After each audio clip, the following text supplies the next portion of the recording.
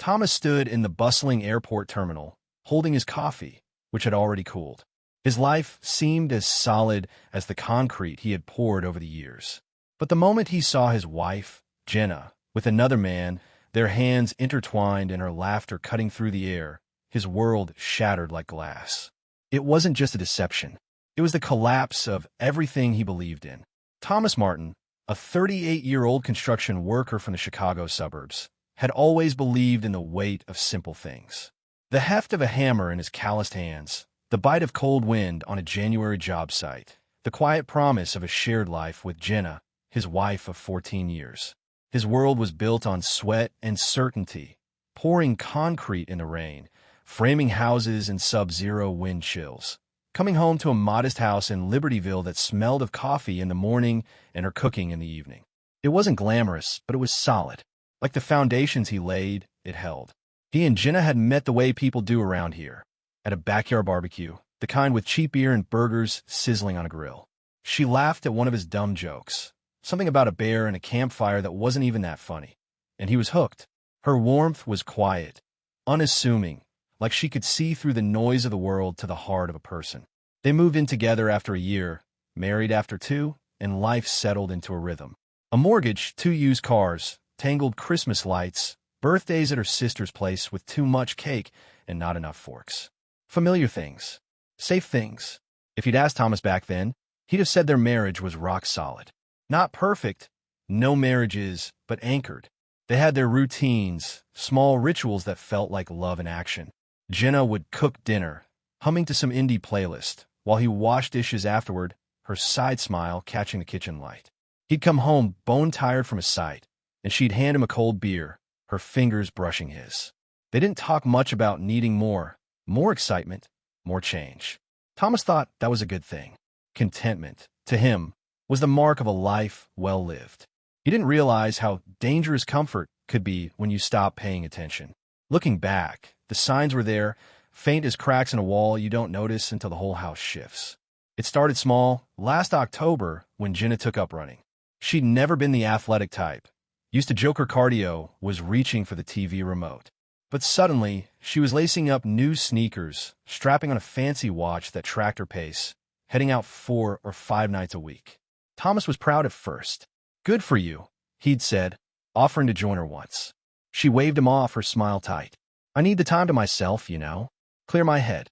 He nodded, didn't push. Figured she was just finding her own space. He didn't think to wonder why she needed it. Then came the perfume. One evening, as she brushed past him in the hallway after a run, he caught it. A clean, woodsy scent, sharp and masculine. It lingered, unfamiliar. "New laundry detergent?" he asked, half teasing. She blinked, then laughed a little too quickly. Probably Haley's cologne. Gave her a hug earlier. He bought it, didn't dwell. But the scent showed up again, faint but persistent, like a ghost in their house. He told himself it was nothing. Other things piled up, small but heavy, like bricks forming a wall he couldn't yet see. Jenna started working late, blaming new projects, tighter deadlines. Her phone, once left carelessly on the counter, now stayed face down, snatched up if he so much as reached to pass it to her. The lock screen, once a photo of them at a Cubs game, became a generic sunset. Her texts grew short, her voice distant, like she was always halfway out the door.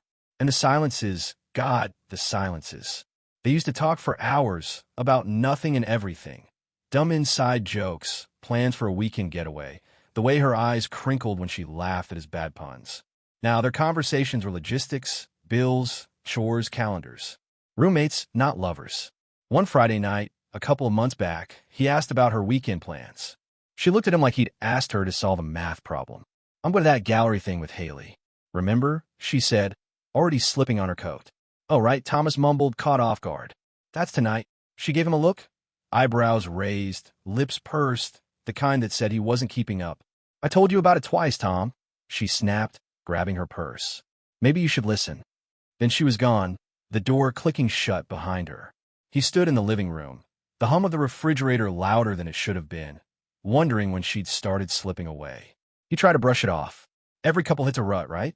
He planned something, a weekend away, maybe a cabin up in Wisconsin. Reconnect.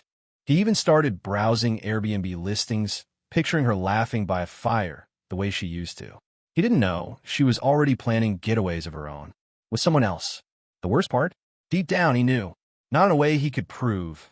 Not yet, but in the way your gut twists when a storm's coming, and you tell yourself the clouds aren't that dark. He'd catch her staring out the window, eyes unfocused, and ask, "What's on your mind?" She'd blink, turn slowly, and say, "Just tired, I guess." But she wasn't tired. She was somewhere else, with someone else, and he was too stubborn or too scared to admit it. Their house, once a haven, started to feel like a museum of a life they no longer lived. Her coat still hung by the door. Her half-used shampoo sat in the shower, but the warmth was gone. Thomas would lie awake at night, the ceiling fan spinning above, wondering when she'd stop saying, "I love you," unless he said it first. Even then, it sounded hollow, like an echo of something already lost. He'd roll over, watch her sleep, and think we're okay. We have to be. But the doubt grew, a shadow stretching across his heart. One night, standing on their back porch, the air sharp with the promise of spring, he looked at the stars and thought of their wedding day. Her dress, the way she'd cried during their vows, promising forever. He believed her then. He still wanted to believe her now. But as he stood there, the cold seeping through his jacket, he couldn't shake the feeling that forever was slipping through his fingers, and he didn't know how to hold on. The March morning at O'Hare International Airport was a gray smear, the kind of Chicago day where the sky seemed to press down on the city. Thomas Martin arrived early, as he always did, to pick up a colleague flying in from Kansas City for a joint construction project. The terminal buzzed with life, announcements crackling overhead, the clatter of rolling suitcases, the faint scent of overpriced coffee from a nearby Starbucks. He stood near a departures board, cradling a plastic cup, the warmth seeping through his calloused fingers. Traffic had been light for once, a small mercy, and he figured he'd kill time, people watching until the flight landed. Then he saw her. At first, it didn't register. His brain lagged, like a computer struggling to load a corrupted file. Jenna, his Jenna, pulling a familiar suitcase, the one she took on their weekend trips to the Dells through Terminal 2. Her dark hair caught the fluorescent light, her posture relaxed, almost buoyant. But she wasn't alone. A man walked beside her, tall, lean, dressed in a way that screamed money trying to look casual.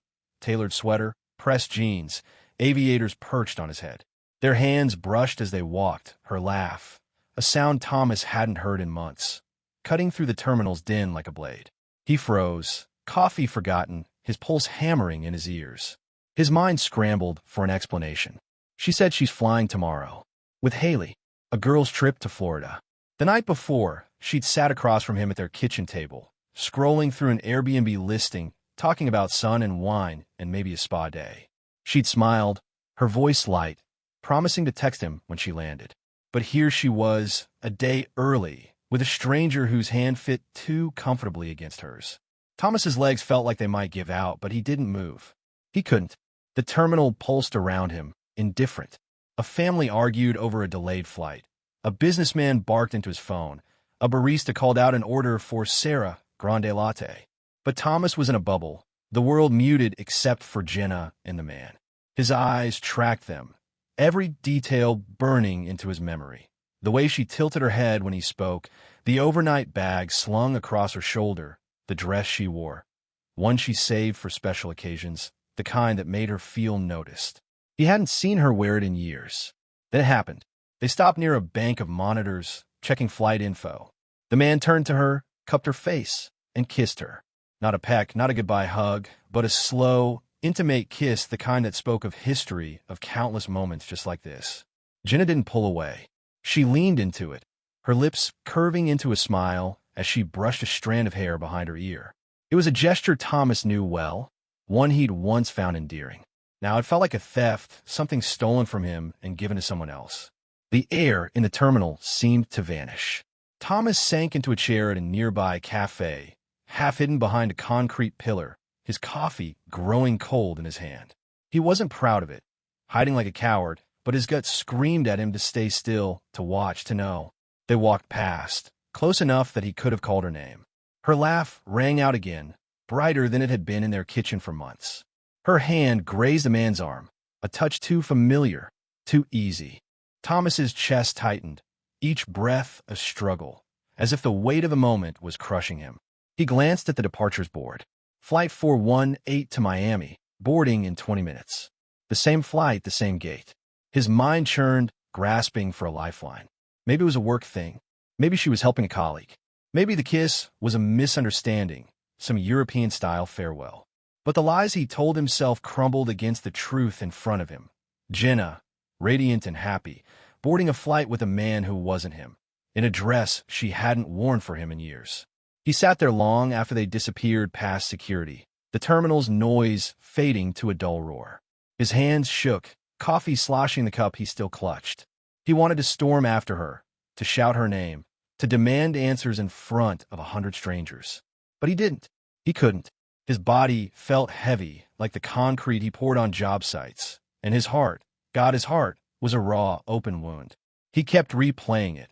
Her smile, the kiss, the way she held a man's hand like it was the most natural thing in the world. Each memory was a fresh cut, deeper than the last. A text from his colleague snapped him back. "Hey, grab an Uber. You good?" Thomas stared at the screen, his fingers numb. Got stuck in traffic. He typed a lie that felt truer than it should. He stood, legs unsteady, and made his way to the parking garage. The cold air hit him like a slap, but it didn't clear his head. Nothing could. The drive home was a blur of headlights and half-formed thoughts, Jenna's laugh echoing in his mind, mocking him.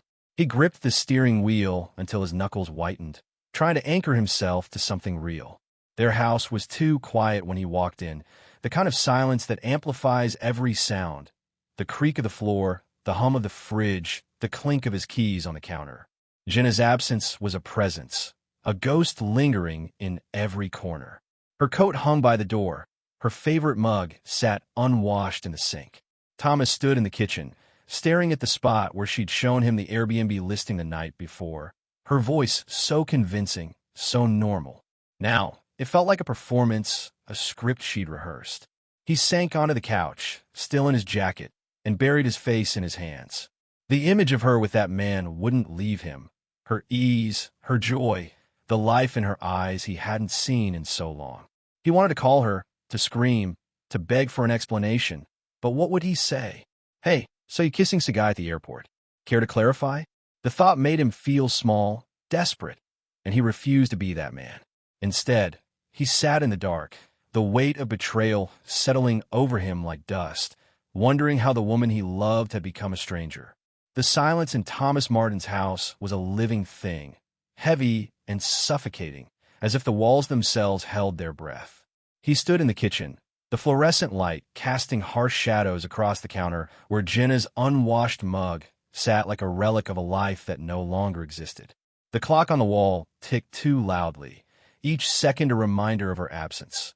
Not just her physical absence, but the deeper one, the kind that had been growing for months, maybe years, unnoticed until now. Thomas's hands still trembled from the airport, from the image of Jenna's smile, her hand in another man's, burned into his retinas. He hadn't slept, hadn't eaten, hadn't moved from the couch until dawn crept through the blinds, painting the room in cold, gray light. He needed answers, not because he hoped to fix things, some part of him already knew that was impossible, but because he couldn't live in the fog of maybe anymore. He opened Jenna's laptop, the one she left on the dining table, its screen dark but still warm, as if she'd used it just hours ago. His fingers hesitated over the keys, a pang of guilt twisting in his gut. Snooping felt wrong, like betraying the trust he'd thought they shared. But then he remembered her laugh at the airport, the kiss, the lie about her trip with Haley, and the guilt dissolved into something sharper, colder. He typed her password, her sister's birthday, unchanged for years, and the screen flickered to life. At first, it was mundane, work emails, a grocery list, a reminder about a dentist appointment. But then he found it, buried in a folder labeled travel. A confirmation for a flight to Miami, not tomorrow with Haley, but yesterday, with a second name on the boarding pass, Brian Wells. Thomas's stomach lurched. He opened another email, a draft addressed to Brian, the words searing into him. "I can't wait to be in your arms again." He slammed the laptop shut, his breath ragged, but the truth was already clawing its way out.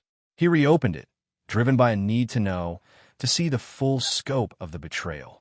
There were more emails, reservations for a boutique hotel in Miami, searches for romantic dinner spots, a receipt for a spa package for two. Each click was a fresh wound, but he kept going, piecing together a life he hadn't been part of. Then he checked their joint bank account, a routine he hadn't bothered with in weeks. His heart stopped. A transfer of $17,000 to something called Valley Consulting LLC, a name that meant nothing to him. Smaller charges followed. $2,450, $800, travel expenses consultant. Going back months, he dug deeper, finding emails sent from his account, proposals for a marketing startup called Branch and Bloom, listing him as project manager, his digital signature forged, his ID scanned, his name tied to a business he'd never heard of. The realization hit like a sledgehammer. Jenna hadn't just cheated. She'd used him, turned his name, his credit, his life into a financial shield for her new venture with Brian. The Miami trip wasn't just an affair, it was a client networking retreat, as one pitch email described it. She'd built a secret empire, and he was the unwitting investor, the fall guy. Thomas sat back, his mouth dry, the room spinning. The betrayal at the airport had gutted him emotionally. This was a violation on a different level. Calculated, cold, almost businesslike. He didn't cry. He wanted to, but the tears wouldn't come. Instead, he felt hollow, like someone had carved out his insides and left the shell. The house, once a sanctuary, mocked him now. Her coat by the door, her shampoo in the shower, the framed photo on the nightstand. Him and Jenna in Wisconsin Dells, squinting into the sun, laughing like they'd never stop. He picked it up, his thumb tracing her face, and for a moment, he could almost hear her voice from that day, teasing him about his sunburn. The memory used to warm him. Now it made his skin crawl. He might have sat there forever, lost in the wreckage, if not for Kellen, his old friend from the construction crew. Kellen's townhouse in Evanston was an hour's drive, but when Thomas texted, "Can I crash at your place?" Don't ask. The reply came in seconds. Front doors unlocked. Beers in the fridge. Thomas packed a duffel, clothes, laptop, a toothbrush, and left, the house closing behind him like a tomb. Kellen's place smelled of wood polish and dog fur, a lived-in chaos that felt like a lifeline. Kellen, broad-shouldered and perpetually unshaven, didn't pry when Thomas arrived, looking like he hadn't slept in days. He just handed him a beer and sank into the couch, flipping on a Bulls game. "You look like hell, man," Kellen said, his tone light, but his eyes sharp. Thomas managed a weak grunt, staring at the TV without seeing it. "Yeah, been a day. Want to talk?" Kellen asked, not pushing, just opening the door. Thomas shook his head, the words stuck in his throat. But after a second beer, the dam broke. "Jenna's cheating," he said, voice low, like saying it out loud made it real. "Saw her at O'Hare with some guy. And it's not just that. She's been using me. My name, my money, everything." Kellen's jaw tightened, but he didn't interrupt, just listened as Thomas laid it out. The airport, the emails, the forged documents. When he finished, Kellen leaned forward, elbows on his knees. "That's some cold-blooded shit, Tom. You don't deserve that." The words, simple and true, were a tether, pulling Thomas back from the edge. Kellen didn't offer platitudes or advice, just presence, and it was enough to keep him from drowning. They sat in silence for a while, the game droning on, until Kellen stood. "You're staying here as long as you need. Spare room's yours. And tomorrow, we figure out what's next." Thomas nodded, his throat tight. "Thanks, Kel." That night, alone in Kellen's spare room, Thomas lay on the creaky mattress, staring at the ceiling. His phone buzzed, Jenna's name on the screen, a missed call, then another. He didn't answer. He couldn't. Not yet. But as he closed his eyes, the truth settled over him like a shroud. The woman he'd loved, the life he'd built, was gone. And the man he'd been, trusting, steady, blind, might be gone too. What came next, he didn't know. But he knew he couldn't go back. The morning light in Kellen's spare room was soft, filtered through a cracked blind, but it did little to warm the cold knot in Thomas Martin's chest. His phone, resting on a nightstand, had buzzed through the night. Jenna's name lighting up the screen with missed calls, voicemails, and a wall of text that arrived at 3 a.m. He hadn't read it yet, hadn't listened to her messages. The weight of her betrayal, the airport kiss, the forged documents, the secret life with Brian, had left him raw, like an exposed nerve. But silence wasn't sustainable. He couldn't hide forever, not from her, not from the truth. Today, he'd face it. He sat on the edge of the bed, the creak of the mattress loud in the quiet room, and opened her message. It was long, sprawling, a cascade of words that felt rehearsed, like she'd typed and retyped it to get the tone just right. Tom, I don't know where to start. I'm so confused. I came home to your note, and I don't understand what's happening. Yes, there's someone else. His name is Brian. It started a year ago, not planned, just it happened. I was unhappy, and I didn't know how to tell you.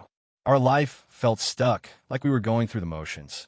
I needed someone to talk to, and it turned into something more. I never meant to hurt you. It wasn't about you changing. It was about me losing myself. No apology, no remorse, just justifications, each one a fresh cut. She wrote about emotional bandwidth and needing space, phrases that sounded like they came from a self-help book, not the woman he'd loved for 14 years. The worst part? She never said I'm sorry. Thomas read it 3 times, his jaw tight, his fingers gripping the phone. The message wasn't a confession. It was a defense, a way to shift the blame to their marriage, to him, to anything but her choices. He wanted to call her, to scream, to ask how she could sleep next to him while living a lie. But rage wouldn't help. He needed clarity, not chaos. He texted back, short and cold. Meet me at the Brew on Main, 2 p.m. We need to talk. She replied instantly. Okay, I'll be there. The Brew was a small cafe in Libertyville, one they'd frequented early in their marriage, sharing pastries and laughing over nothing. Now, it felt like a battlefield. Thomas arrived early, claiming a corner table near the window. The air smelled of fresh coffee and cinnamon, the hum of conversation blending with the clink of cups. He ordered a black coffee, untouched, and watched the door. His heart thudded, not with nervousness but with a strange resolve. He wasn't here to beg or bargain. He was here to reclaim himself. Jenna walked in at 2:03, her dark hair pulled back, her face pale but composed. She wore a dress he recognized, one he'd once said made her look radiant. Today, it felt like a mockery. She spotted him, hesitated, then approached, her steps measured. Hey, she said, sliding into the chair across from him. Her voice was soft, almost fragile, but her eyes were guarded, like she was bracing for a storm. Hey, Thomas replied, his tone flat. He studied her, searching for the woman he'd married, the one who'd cried during their vows, who'd laughed until her stomach hurt on a water slide she hated. She wasn't there. This Jenna was a stranger, polished and distant, her fingers twisting a napkin into knots. I got your text, she started, glancing at the table. I know you're upset. I didn't want you to find out like this. Find out. His voice was low, controlled, but it carried an edge. You mean see you kissing another guy at O'Hare? Or find out you've been using my name for your little business with Brian? Which part didn't you want me to know, Jenna? Her eyes widened, a flicker of panic crossing her face. She hadn't expected him to know about the fraud. It's not what you think, she said quickly, leaning forward. The business, it was a side project. I didn't mean for it to get so big. I used your name because it was easier, because we're married, because you thought I wouldn't notice? He cut in, his voice rising slightly. A couple at a nearby table glanced over, then looked away. He lowered his tone, but the anger simmered. You forged my signature, Jenna. You took our savings, my credit, my identity, to fund your new life with him. Don't sit there and act like it was a paperwork mix-up. She flinched, her cheeks flushing. I was going to tell you, she said, her voice trembling now. I didn't know how. Things got out of hand. Brian and it wasn't supposed to be serious. I was unhappy, Tom. You were always working, always tired. I felt invisible. Invisible, the word hit him like a slap. He leaned back, his hands clenching into fists under the table. I worked my ass off for us, Jenna. For our house, our future. And you felt invisible? So you lied to my face, slept with someone else, and stole from me to play house in Miami? That's your excuse. Her eyes glistened, but no tears fell. It wasn't about hurting you, she said, almost whispering. I just needed something more. I didn't know how to ask for it. Thomas stared at her, the woman he'd loved, trusted, built a life with. Her words were hollow, a script of self-justification that absolved her of guilt. She wasn't sorry. She was sorry she got caught. He felt a strange calm settle over him. Not peace, but clarity. You made a choice, he said, his voice steady now. You chose him. You chose lies. And now I'm choosing me. He stood, pulling a tin from his wallet and dropping it on the table for the coffee. My lawyer's already working on the fraud. You'll hear from him. We're done, Jenna. Her mouth opened, but no words came. For the first time, she looked small, stripped of her defenses. He walked out, the bell above the door jingling as it closed behind him. Outside, the air was sharp, the sky a bruised gray. Thomas drove to Kellen's, the weight of the confrontation lingering but lighter than he'd expected. That evening, he called Chris, his lawyer, a no-nonsense man with gray hair and a voice like gravel. Freeze the accounts, Thomas said, sending over the emails, the PDFs, the proof of Jenna's deceit. File the fraud claim. Whatever it takes. Chris didn't hesitate. We'll lock it down by morning. She won't touch another cent.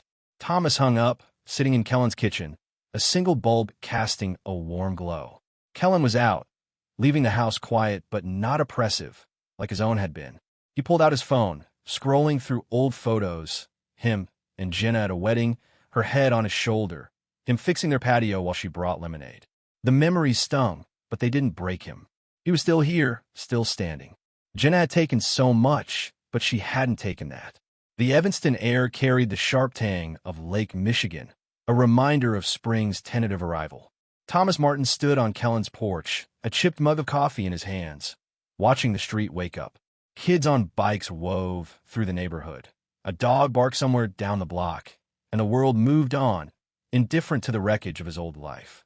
It had been 3 weeks since his confrontation with Jenna at the brew, 3 weeks since he'd walked away from the woman he'd loved and the lies she'd spun. The pain hadn't vanished. It lingered like a bruise, tender when pressed, but it no longer defined him. He was starting to feel like a man again, not a ghost. Kellen's townhouse had become a refuge, its cluttered warmth a stark contrast to the sterile silence of his old home. Thomas had settled into the spare room, its creaky mattress and mismatched sheets a small price for sanctuary. He'd started seeing a therapist, a quiet woman named Dr. Ellis, who listened without judgment as he unraveled the tangle of betrayal, anger, and grief. You're not rebuilding from nothing, she'd said in their last session, her voice steady. You're laying a new foundation. It's hard work, but you've done it before. The words stuck with him, echoing the rhythm of his days on construction sites, where every solid structure began with sweat and precision. The legal battle with Jenna was moving forward, slow but relentless. Chris, his lawyer, had frozen their joint accounts and filed a fraud claim, backed by the damning evidence of her forged documents. The court had ordered Jenna to repay the $17,000 she'd siphoned, and her business with Brian, Branch and Bloom, was crumbling. Clients had pulled out after whispers of financial misconduct spread, and Brian's polished LinkedIn profile couldn't save him from the fallout. Thomas didn't revel in their ruin. He didn't hate Jenna, not anymore. Hate was too heavy to carry. He just wanted justice, a clean break, a chance to move forward unburdened by her deceit. One evening, after a long day on a job site, Thomas sat in Kellen's living room, the TV muted, a half-empty beer on a coffee table. Kellen sprawled on the couch, scrolling through his phone. When he looked up, "You good, man?" he asked, his tone casual, but his eyes searching.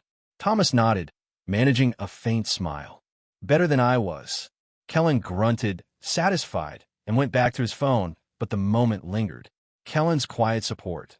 Beers in the fridge, a spare key, no questions unless Thomas offered, had been a lifeline, proof that not everyone in his world was a stranger. Thomas reached into his pocket, pulling out his wedding ring. It sat heavy in his palm, the gold dulled by years of wear. He'd stopped wearing it after the cafe, but hadn't decided what to do with it.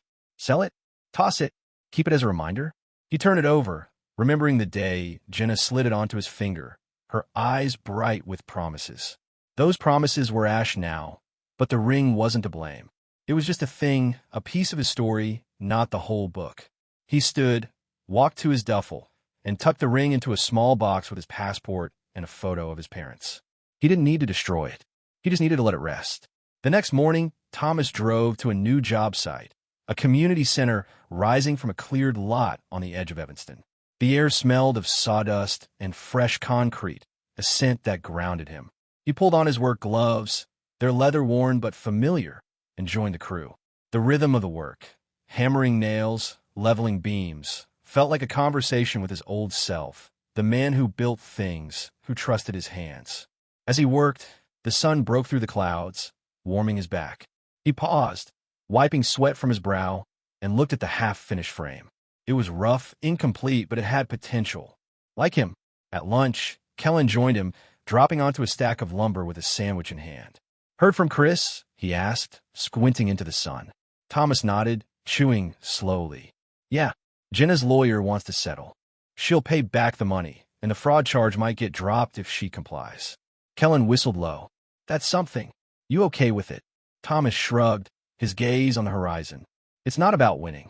It's about closing the door." Kellen clapped him on the shoulder, a gesture that said more than words could. "You're tougher than you look, Martin. Always have been." Thomas laughed, a real laugh, the kind that surprised him. "Thanks, Kel.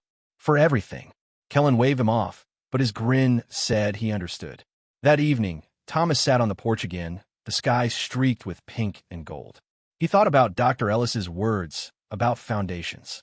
Jenna had shattered his trust, but she hadn't taken his strength. He'd built a life once, with her, and he could build another, for himself. Maybe it wouldn't look like the old one. No mortgage, no shared routines, but it would be honest. It would be his. He pulled out his phone, scrolling not to old photos, but to a group chat with the crew, guys he hadn't seen outside work in years. "Drinks this weekend?" He typed, hitting send before he could overthink it. The replies came fast. "Hell yeah, about time, Martin." And he smiled, the knot in his chest loosening just a fraction. Small steps, but steps all the same. The next day, on the job site, Thomas stood back as the crew raised a new beam, the wood slotting into place with a satisfying thud. The community center was taking shape, its lines clean and strong. He felt a spark of pride, not just in the work, but in himself. The pain of Jenna's betrayal would linger, maybe always, but it wasn't the end of him.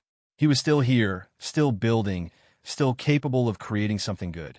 As the sun dipped low, painting the site in amber, Thomas looked out over the lot, the lake glinting in the distance.